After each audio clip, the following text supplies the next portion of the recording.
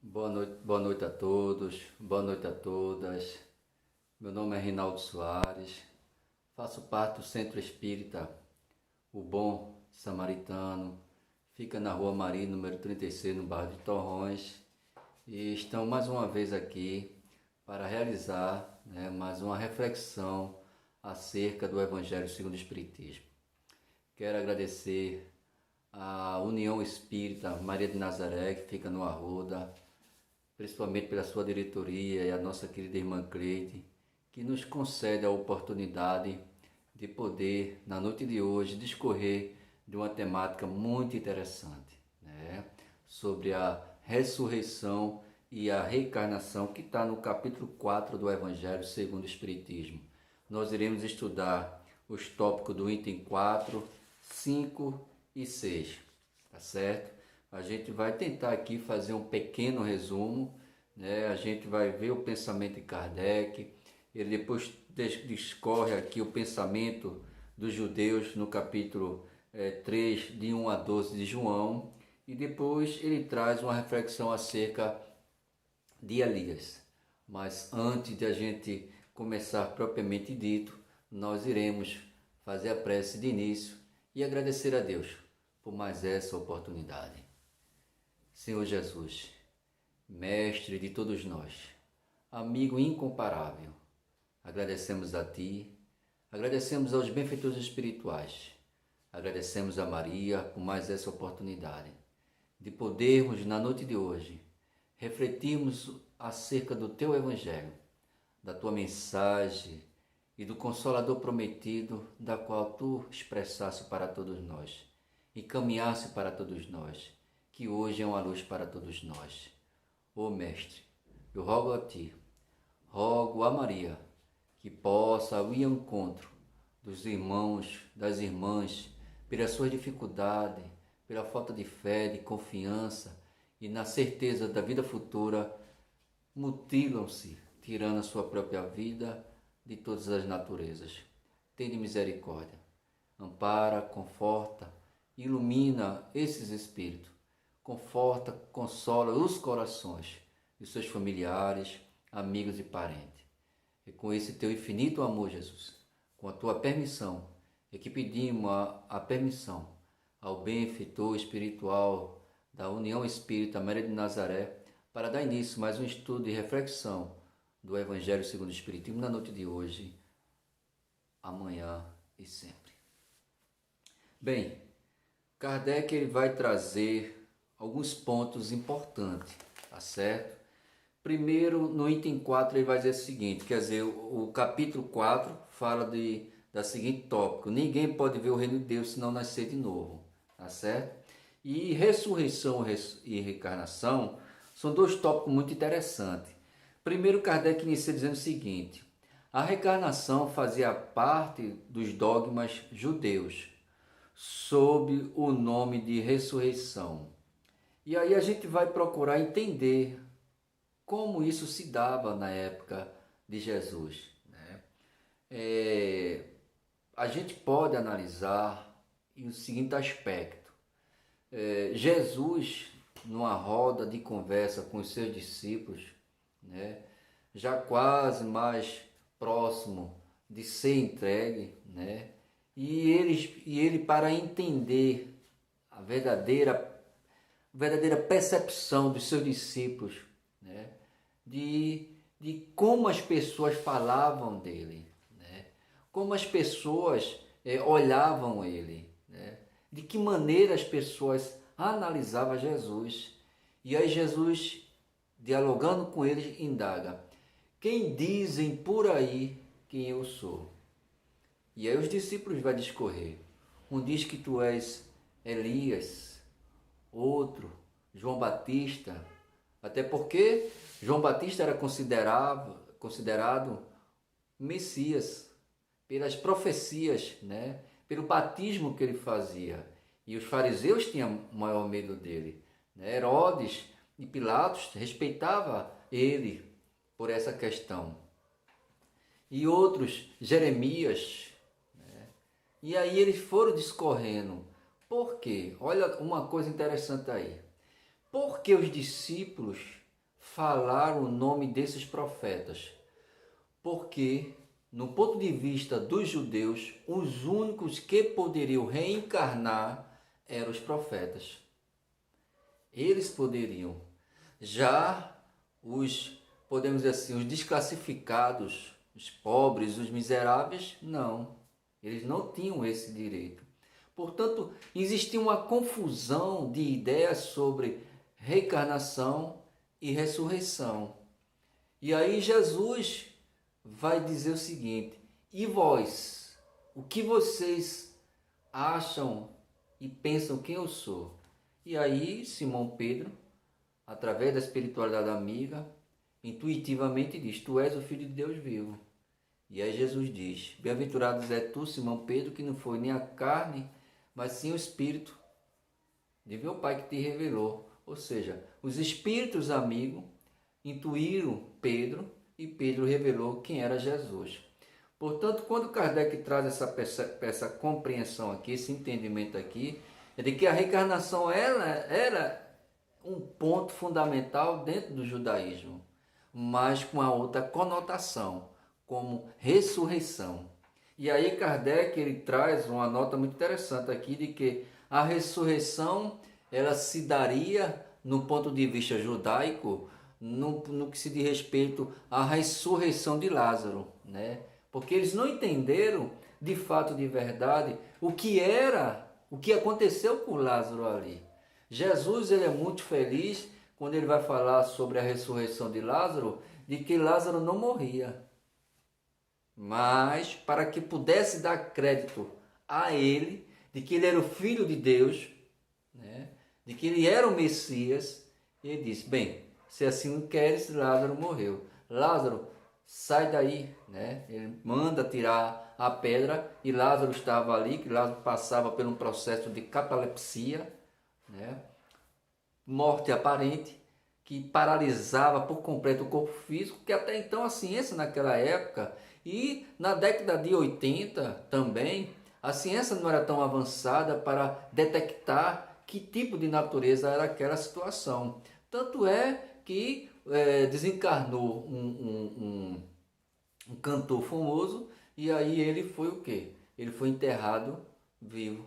E depois de um longo tempo, 2 anos, como for tirar os ossos dele, identificaram que ele estava virado e com as mãos, né, corroída porque a fobia que ele passou e desencarnou naquele momento. Portanto, o judaísmo ele tinha essa crença, eles acreditavam na reencarnação, mas no ponto de vista de que o espírito voltava para o mesmo corpo, coisa que a ciência demonstra para todos nós e todos nós já vemos isso, né? A partir do momento que há o desenlace do espírito, do perispírito, do corpo físico, aquele corpo ele desagrega todinho. E aí vai passar pelo processo de decomposição. E aí a gente sabe, né? O odor que fica, a feritina que fica, porque todos os germes, todos os micróbios, todos os vírus irão corroer aquele corpo físico para voltar a ser a natureza e dar outras vidas. Mais adiante, Kardec vai dizer o seguinte. Vamos ver aqui. A gente anotou. A reencarnação é a volta da alma ou espírito à vida corpórea. E diz mais, mas num outro corpo, novamente constituído e que nada tem a ver com o antigo. Kardec já é muito claro. A reencarnação é a volta do espírito em outro corpo. Não na forma como os judeus defendiam, né? Com uma mesma vestidura. Coisa que hoje a gente já tem uma compreensão, porque só o Espiritismo nos fortalece através dos esclarecimentos, o entendimento acerca dessas questões.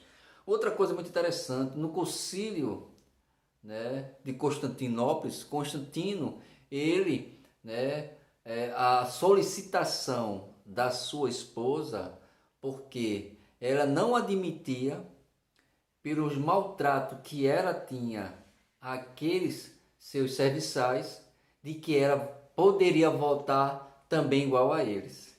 E isso, ela foi lá no ouvido deles, tira esse negócio daqui, e aboliram. É claro, não estava explicitamente falado o nome reencarnação, mas a volta do espírito em um outro corpo, coisa que ela não admitiu, e com isso tirou esse pensamento, essa ideia justa e correta da reencarnação, que é a volta, como define Kardec, do espírito a um outro corpo. No Livro dos Espíritos, na questão, no capítulo 2, da encarnação dos espíritos, e aí no item 1, finalidade da encarnação, e aí Kardec indaga os espíritos na pergunta 132. Qual é a finalidade da encarnação dos espíritos? Qual é a nossa finalidade? Porque é importante que todos nós, que somos espíritas ou não, a gente possa buscar, diante das nossas dificuldades que cada um de nós estamos passando, estudar ou compreender ou pesquisar, principalmente o Livro dos Espíritos. Por quê? Porque ele vai nos esclarecer acerca de muitas coisas.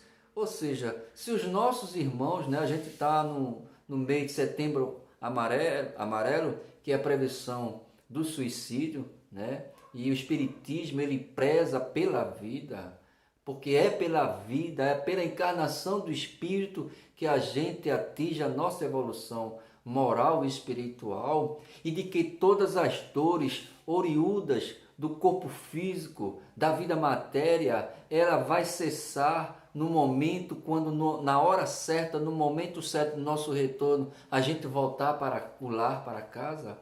Por quê? Porque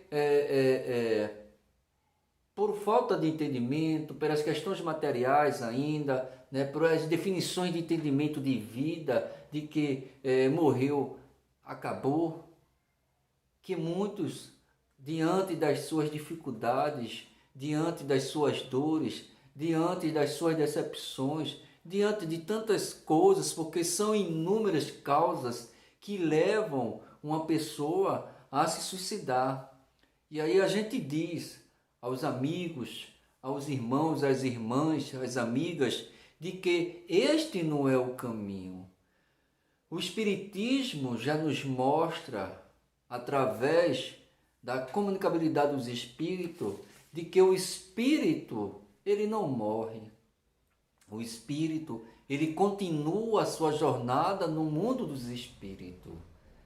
E aí, as dores servem para nos reajustar, para nos ajudar a crescer, para nos reembustecer a nossa fé, a nossa confiança na lei divina, de que Ele estabelece para todos nós. A lei divina, ela é justa. Mas eu estou sofrendo por isso, eu estou sofrendo por aquilo outro, eu contraí o câncer, eu estou desempregado. São situações, se analisarmos friamente, são situações materiais que amanhã será um novo dia e poderemos resolver essas situações. O que nós não podemos é aniquilar a oportunidade do crescimento moral e espiritual. Por isso que a reencarnação, Kardec vai dizer aqui, qual é a finalidade da encarnação do espírito? Qual é o nosso objetivo de estarmos aqui? E os espíritos, os benfeitores da espiritualidade amiga respondem: Deus a impõe. Melhor, Deus nos oferta, nos dá uma bênção, a reencarnação, a encarnação, com o fim de levá-los à perfeição, de evoluirmos moralmente e espiritualmente.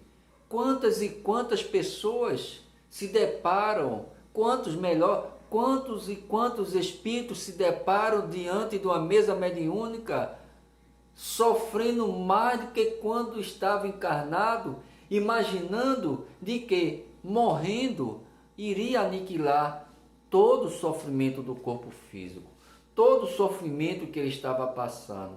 E quando ele se depara com a realidade da vida, que é o espírito ainda vivo, ele vai sofrer muito mais.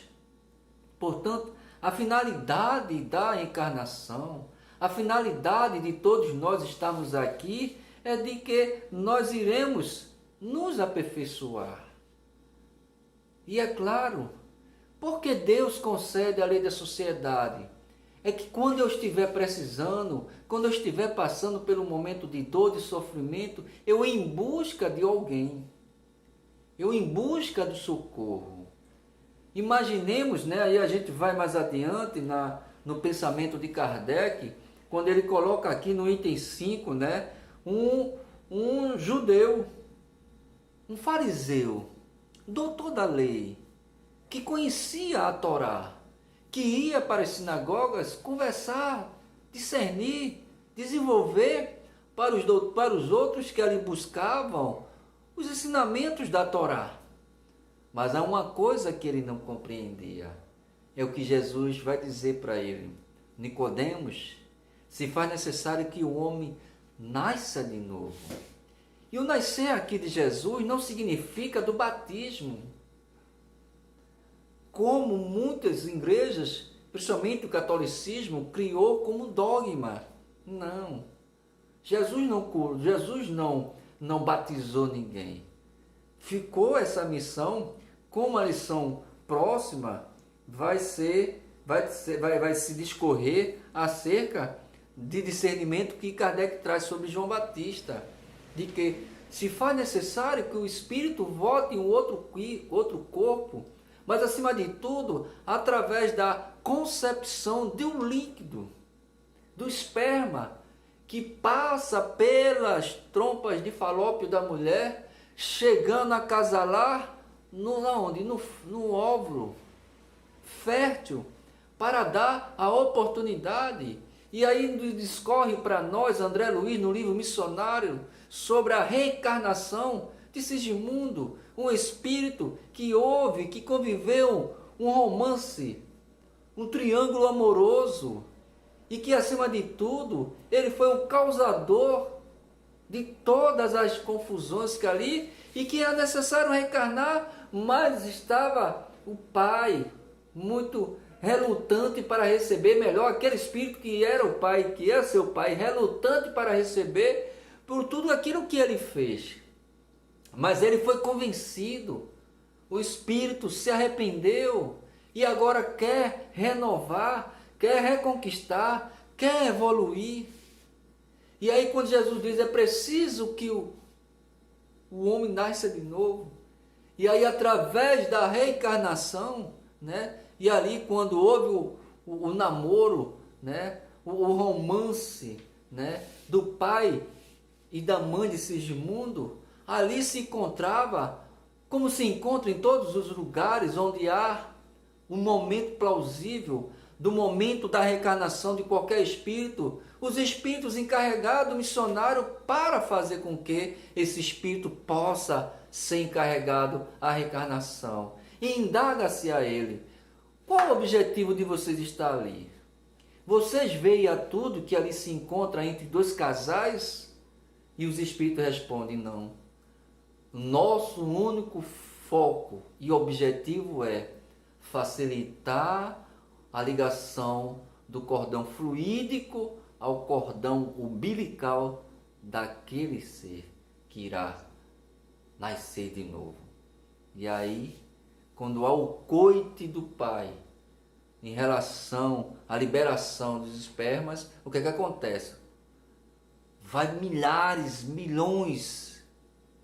Mas aí, analisando, os espíritos vai fazer o seguinte, ele vai impregnar uma energia, vontade impregnada daquele espírito e vai encaminhar só um que chegue até podemos assim, o útero daquela mulher, né? E aí o óvulo já preparado, já condicionado, e ela irá ter aquele bebê. Portanto, ali a uma concepção da volta do Espírito e um novo corpo. E ele traz aqui também, no item 5, né, propriamente dito, falando da questão de Elias. Né? Elias foi um grande profeta do Antigo Testamento.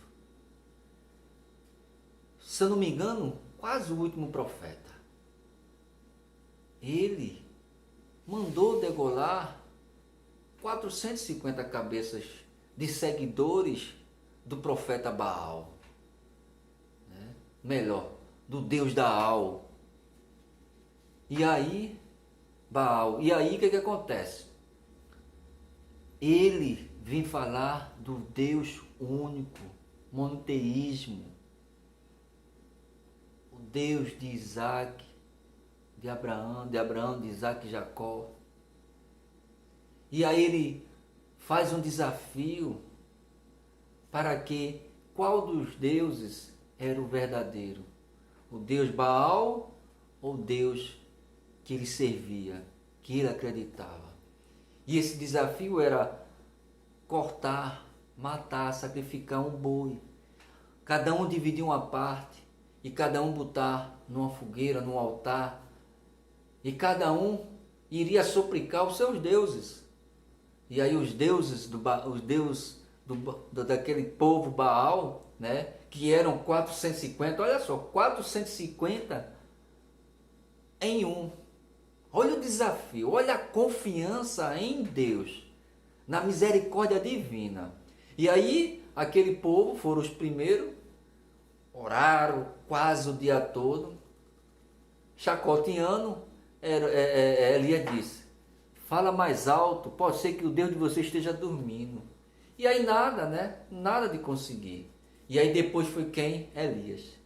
Elias, para desafiar, olha a tamanha confiança que ele tinha no que ele estava profetizando. Mandou alguns outros soldados, né, daquele povo, daqueles seguidores, encharcar o seu sacrifício. Ora, se a gente pegar uma madeira e encharcar ela de água, se a gente for tocar fogo, ela não vai pegar porque ela está encharcada. Mas Elias confiava muito. E aí o que aconteceu? Ele se ajoelhou como um grande judeu e profeta, colocou sua face no chão e orou. Deus, Pai de Abraão, de Isaac e Jacó, testifica do que tu és o Deus único. E aí imediatamente desce uma tocha de fogo e consome tudo que está ali. Qual é a deficiência moral nesse exato momento de Elias? Foi que ele mandou degolar aquelas pessoas que ali acreditavam. Ele poderia converter e trazer para si e seguir o Deus, mas não, ele mandou degolar. Elias foi o único profeta, podemos dizer assim, que veio falar da verdade, o Deus único. E aí o que aconteceu? Depois de 400 anos, sem nenhum profeta, eis que Isaías profetiza: eis que vem aqueles que vêm endireitar o caminho, preparar o caminho, endireitar para o nosso Senhor. Ele virá no espírito de Elias. Malaquias, que é o último profeta, vai dizer também que envia o espírito de Elias para que possa preparar o caminho do nosso Senhor. Portanto, vem Elias para, numa nova roupagem, em um novo corpo, para preparar todo o caminho do Senhor. Toda essa trajetória a gente vai ver muito interessante no livro Boa Nova, está aqui, está certo? Se não me foge a memória, é no capítulo 2, Jesus e o Precursor. Jesus e o Precursor. Humberto de Campos começa a narrar de que as mães, Maria e Isabel, ficavam preocupadas, porque o que é que aqueles dois tinham de diferente dos outras crianças, né? Quantas das vezes viam aqueles dois conversando a sós, Jesus apontando o caminho que ele deveria seguir. E aí, Maria vai embora, convida ele. E João Batista diz, não, meu caminho será um outro caminho. Eu hei de ir primeiro do que ele. E aí João Batista vai profetizar, vai falar, vai batizar, vai fazer com que aqueles homens se arrependam dos seus pecados, dos seus pais, dos seus filhos, fazer com que ambos possam se unir, amarem-se uns aos outros. Porque ele batiza com a água, mas virá aquele que batizará com o Espírito Santo.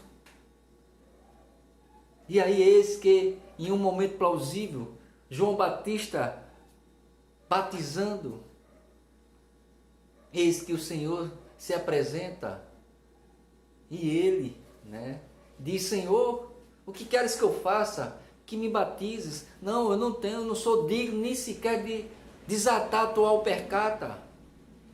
E aí Jesus diz, João, faça o que está escrito, as Escrituras. E aí João Batista batizou Jesus. Eis que a espiritualidade amiga revela e todos escutam uma voz direta de que eis aqui o meu filho que me compraz. Portanto, a gente vê a misericórdia divina ao nosso favor, nos possibilitando cada vez mais a oportunidade da reencarnação para que nós possamos atingir a nossa evolução. E aí mais na frente os discípulos vai dizer, Senhor, dizes por aí que Elias há de vir. E tu que diz? E aí Jesus vai afirmar, Elias já veio. Fizeram dele o que bem quiseram. Mas sim, Senhor, mas quem é Elias? Elias é João Batista. E os discípulos de João ficaram abismados. João ainda se encontrava, mas agora preso. Porque Herodias mandou prender ele. Porque ele reclamou, ele não aceitava, não aceitou o que ela fez contra o seu esposo que estava traindo com o irmão dele, com Herodes. E aí, o que é que acontece? Eles foram até a prisão e disseram, João, o Jesus está dizendo que tu és Elias? E ele vai dizer, não, eu sou João Batista. Está me vendo? Vocês conhecem, vocês viram, sabem quem é meu pai, minha mãe? Zacarias, Isabel. E aí a gente vai no capítulo 5, mais adiante vai acontecer os estudos, o esquecimento do passado. Quando o espírito reveste o corpo físico, há um esquecimento paulatinamente das vidas que vivemos. Porque talvez para nós, naquele momento, no atual momento, não seja um momento plausível para a gente, ou talvez a gente não suportaria sabermos quem foi, quem fomos, o que fizemos. Portanto, a lei divina, ela estabelece em nós a lei do esquecimento, o véu do esquecimento. E é claro, na medida que a gente evolui, e na medida que a gente cresce, esse véu vai saindo, levantando, e vamos compreendendo. Mais do que tudo isso, nós temos a beleza de termos em nós a doutrina do Consolador prometido, que veio restabelecer tudo que estava equivocado, veio dissipar as trevas, veio nos trazer para andarmos no caminho, na vereda do Senhor, na presença do nosso Senhor Jesus Cristo, que diz para todos nós: eu sou o caminho, a verdade e a vida, ninguém irá ao Pai não ser por mim. Há um personagem muito interessante, que teve muitas oportunidades e tantas, e a últimas delas, que a gente tem um conhecimento através das revelações, das comunicações, foi Judas Iscariotes, que ele se decepcionou com Jesus, imaginando que Jesus era aquele Messias tão falado pelos profetas. Mas o ponto de vista dos profetas é de que esse Messias seria o rei que iria dominar a Judéia, Roma, que iria expulsar os romanos e queria erguer a casa de Israel. E aí Jesus é um rei, mas um rei de amor, um rei de justiça, de caridade, de bondade, de doçura, do perdão. E aí a gente vê quantas e quantos daqueles não entenderam a mensagem, principalmente Judas. E aí, querendo, saber o que de fato, de verdade, os fariseus queriam para que ele pudesse entregar Jesus. E eles deram um saquinho com 30 moedas. E aí, Jesus, depois da ceia, depois de dialogar, depois de confirmar que entre eles alguém iria lhe trair, e quando Judas coloca o pão, Jesus afirma: é tu, cumpra-se a tua vontade, do que está escrito.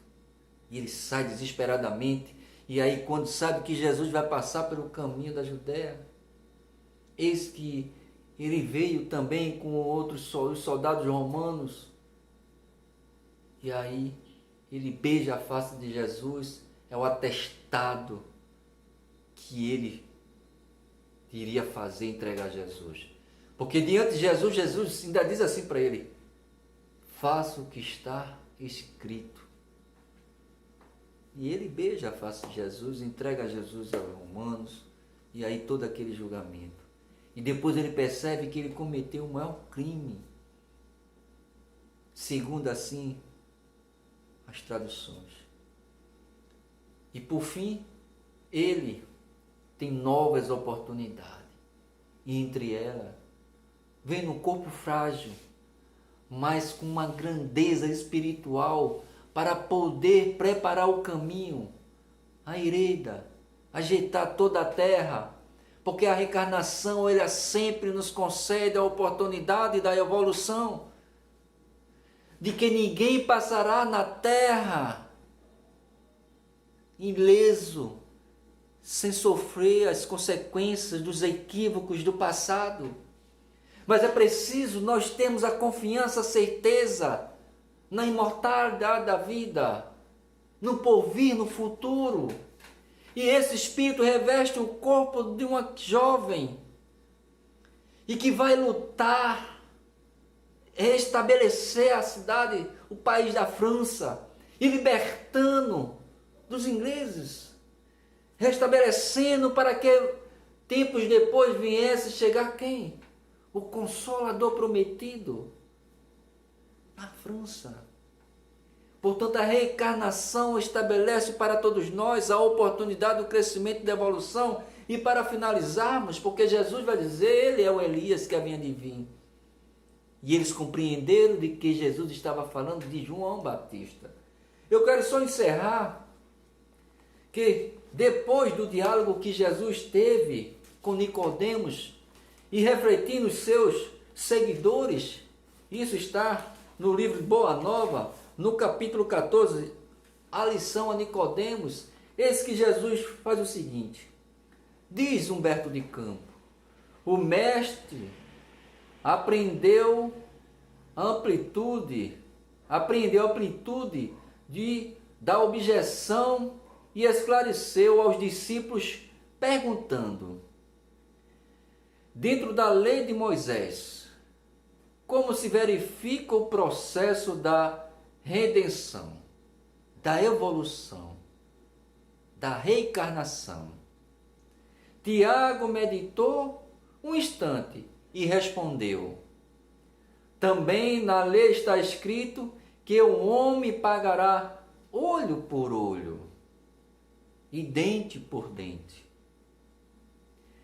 Jesus responde: também tu, Tiago, estás procedendo como Nicodemos? Será que muitas das vezes nós não compreendemos a lei da reencarnação, a gente ainda não compreendeu o Espiritismo, e nos procedemos como também Nicodemos, a ponto das questões materiais, de que toda dor, todo sofrimento, ele é material, de que nós somos uma essência espiritual, e que o nosso processo que aqui nos encontramos é de evolução, é de progresso moral e espiritual, e de que valerá cada um de nós suportar todas as dores, angústias, mas digo mais, ninguém está só. Peçam ajuda, peçam socorro, grite, chame, fale que eu te escuto, mas não desista da vida.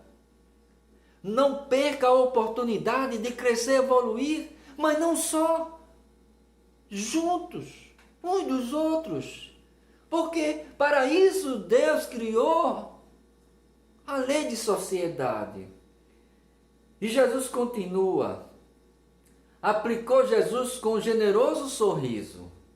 Com todos os homens, aliás, tem raciocinado, como todos os homens têm raciocinado, como todos nós raciocinamos muito. Mas não tem sentido.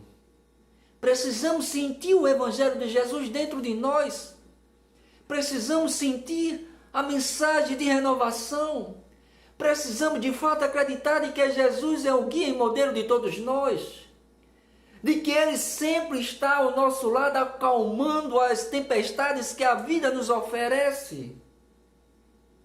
De que Ele é a árvore frondosa que sempre vai nos ajudar a superar e a vencer as dificuldades de cada dia. Portanto,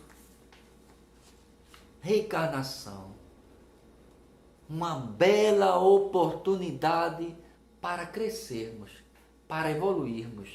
Eu sempre digo, nós estamos em uma das nossas melhores reencarnações. Por mais que as dores possam apresentar, mas elas são dores que vão nos impulsionarmos a evoluirmos, a crescermos e sermos felizes, para que um dia, como diz Leon Denis no livro Cristianismo e Espiritismo, de atingirmos o grau de perfeitabilidade e dali diante atingirmos e trabalharmos para sermos um dia um Cristo na vida de alguém. Só tenho a agradecer por essa oportunidade, agradecer a espiritualidade amiga, agradecer a todos vocês, agradecer a Jesus pela misericórdia divina. E para com isso, vamos fazer a prece de encerramento. Jesus, Mestre Divino Amado, agradecemos a Ti. Abençoa os trabalhadores dessa casa do seu trabalho. Abençoa os que militam, trabalhando, divulgando, prol da vida. Ilumina-nos a todos nós. Que nós sejamos os Teus cooperadores fiéis, para que nós possamos, de alguma forma ou outra, aliviar, atenuar as dores, as dificuldades e os problemas dos nossos irmãos. Porque, como diz André Luiz, na medida que a gente procura auxiliar ou cooperar com o irmão, a espiritualidade amiga está providenciando as soluções dos nossos problemas. Que o Teu amor, Mestre, possa se fazer presente nos nossos corações e que nós possamos, da melhor maneira possível, aproveitar a reencarnação para que nós possamos adiantarmos cada vez mais no Teu amor, na Tua misericórdia e na Tua compaixão para com todos nós. Que Jesus nos abençoe hoje, amanhã e para todos sempre. Muita paz, muita luz e que Jesus abençoe a todos vocês e a todos nós e a toda a humanidade, encarnado e desencarnado, hoje, amanhã e sempre. Muita paz e muita luz.